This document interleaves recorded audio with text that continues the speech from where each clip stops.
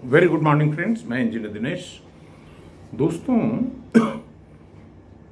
जैसा कि आप अवगत हैं कि ये चैनल बेसिकली एम्प्लॉयमेंट के लिए डिवोटेड है। इसका मुख्य उद्देश्य है कि एम्प्लॉयमेंट कहाँ से जनरेट किया जाए, जो डिमांड है हमारी इतनी ज़्यादा है कि उसको कैसे मीट आउट किया जाए। और देश का नंबर 1 इशू इस समय एम्प्लॉयमेंट बन गया है।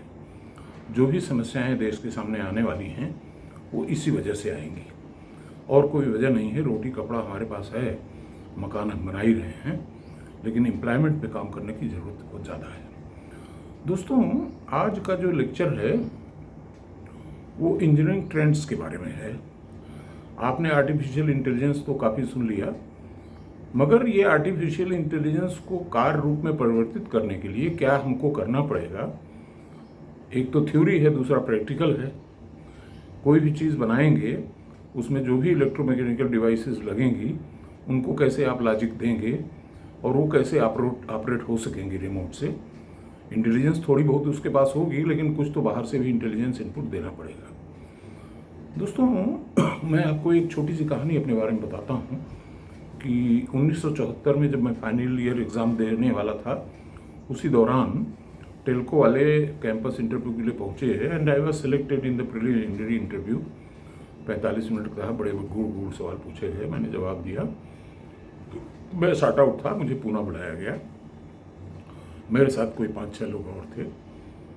तो फाइनल इंटरव्यू में जो एक सवाल मुझसे पूछा गया after half an hour of interview, आखिरी सवाल जो था वो ये था कि mister, if you are given a free will, what will be your ideal project जो आप करना चाहेंगे। तो मैंने कहा if I get the free will तो मैं सबसे पहला काम ये करूँगा कि एक टैंक डिज़ाइन करूँगा, बैटल टैंक, जो रिमोट से चल सके और एनिमी टेरिटरी में जा करके तहलका मचा दे। उसमें ये डर न रहे कि उसमें मैन पावर है अंदर।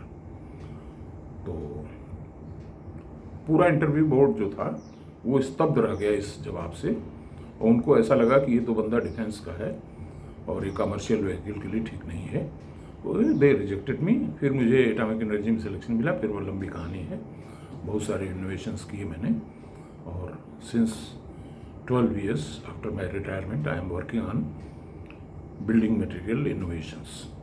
मकान सस्ते कैसे बनाए जाएं, इस पे काम हो रहा है।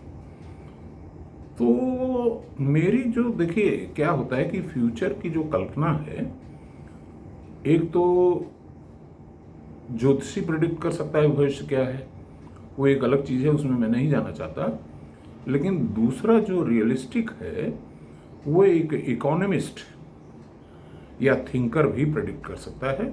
इसका एक छोटा सा उदाहरण एल्विन टॉफलर है, जो कि यूएस के थे। उन्होंने इकोनॉमिक्स पे और मैनेजमेंट पे बहुत सारी किताबें लिखी और फ्यूचर शॉक लिखा उन्होंने, और उन्होंने प्रेडिक्ट किया था काफ़ी साल पहले कि USSR will be fragmented into pieces, और वो हुआ। आज रशिया यूक्रेन का युद्ध आप देख ही रहे, इतने दिन से चल रहा है। क्योंकि बहुत सारी विषमताओं को अगर जोड़ करके एक राष्ट्र बनता है तो उसमें अंतर्द्वंद की संभावनाएं बहुत रहती हैं। बहरहाल, तो मैंने कल्पना 50 साल पहले 1974 में कल्पना की थी इसकी, आर्टिफिशियल इंटेलिजेंस की, और अब इस पे एक दूसरी ब्रांच आ गई है जो इलेक्ट्रोमैकेनिकल डिवाइसेस को कंट्रोल करेगी, डिज़ाइन करेगी, जो एक ऑपरेशन को अंजाम देंगी रिमोट से भी। उस ब्रांच ऑफ इंजीनियरिंग को कहा जा रहा है मैकेट्रॉनिक्स इंजीनियरिंग।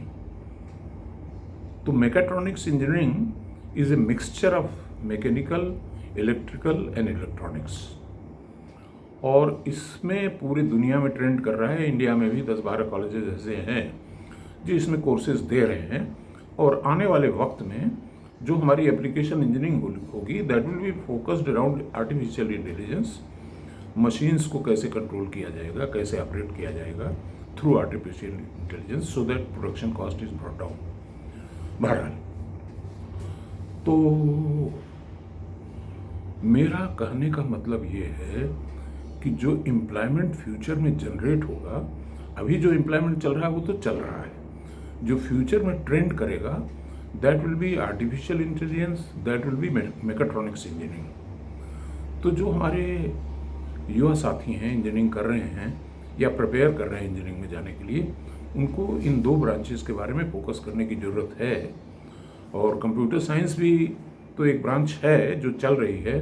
अब ज़रा सोचिए कि टाटा इतना बड़ा समूह है और 1968 में JRD के टाइम में टाटा कंसल्टेंसी सर्विसेज की स्थापना हुई थी और आज की तारीख में, उस समय बहुत ज़्यादा एम्प्लॉइज़ नहीं थे। जब मैं एटॉमिक एनर्जी में था तो टाटा कंसल्टेंसी वाले 74-5 में भी वहाँ पे काम कर रहे थे। उनके इंजीनियर से हमारी मुलाकात होती थी और कन्वेंशनल काम करते थे, स्ट्रक्चर डिज़ाइन, बिल्डिंग डिज़ाइन, ये सारे काम। न्यूक्लियर में नहीं थे वो लोग उस टाइम में, अब पता नहीं है कि नहीं। बाकी जो काम एटॉमिक एनर्जी के इंजीनियर्स तो न्यूक्लियर को डील करते थे, बाकी जो कन्वेंशनल इंजीनियरिंग के काम थे वो TCS करता था। लेकिन आज TCS कहाँ पहुँच गया?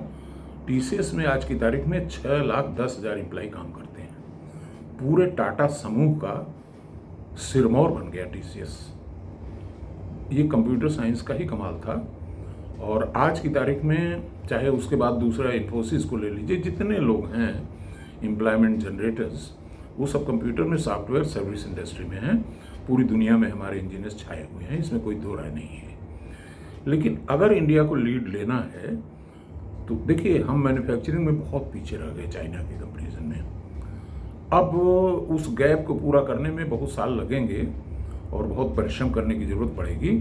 लेकिन मैं ये कहता हूँ कि थोड़ा लीप फॉरवर्ड ले लिया जाए और एंट्री मारा जाए AI प्लस मैकेट्रॉनिक्स इंजीनियरिंग से, तो शायद हम आगे निकल सकते हैं। आज का संदेश बस यही है। Thank you very much.